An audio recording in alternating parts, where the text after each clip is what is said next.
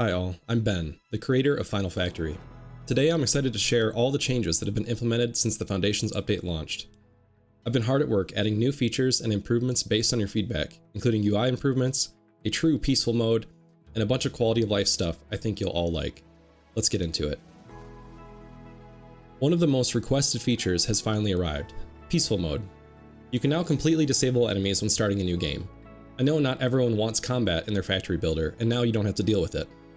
When enemies are disabled, loot boxes will spawn around the map as you explore, providing you with artifacts without the need for combat.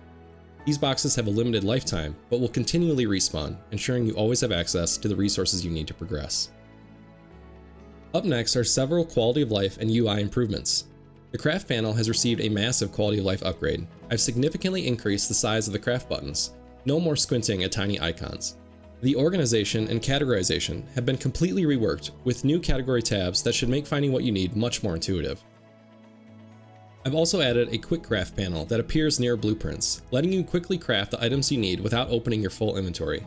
I found this to be one of the most significant quality of life improvements while playing Final Factory. Not only can you quickly craft things that you need in the immediate vicinity, but you can also get a better sense of the quantity of things that you need. Next, I've made a bunch of improvements to the technology panel. You can now queue infinite research. No more babysitting the research queue, just set it and forget it while you focus on continuing to build your endgame factory. The technology panel has also gotten a new control to show or hide combat-related technologies. This should make finding things in the tech tree much easier, since many combat-related techs are of the nature bat damage 1, 2, 3, etc. This should also be useful if you're playing with enemies disabled. One last tech panel item. Selecting tech nodes in the tech tree no longer causes the tech tree to scroll to that node. It's a small change, but makes navigating the tree much more pleasant. Moving on, mass drivers can now be selected from anywhere on the map. This means you can set up their targets without having to zoom all the way back to your stations. This should make managing complex logistics networks much easier. Blueprint icons can finally be changed.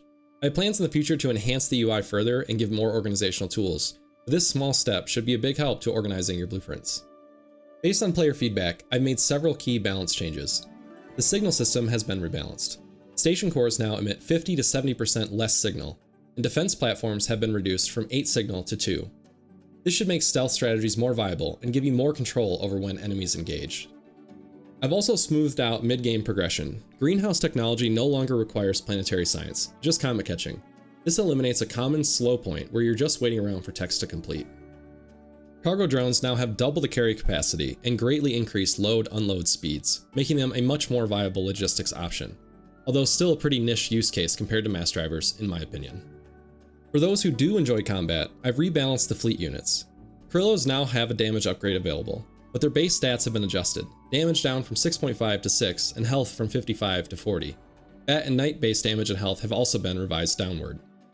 Attack warnings now last a shorter duration, reducing the audio spam during combat encounters. A significant bug related to the attack alarms was also fixed, which was the real cause of most of the alarm spam. Next, oracles have gotten a slight rework. Those closer than 6,000 units from the center of the map now only provide up to half the maximum upgrade level. This should encourage deeper exploration and prevent players from maxing out upgrades too early. They also finally have proper map icons, making them much easier to spot and plan routes around.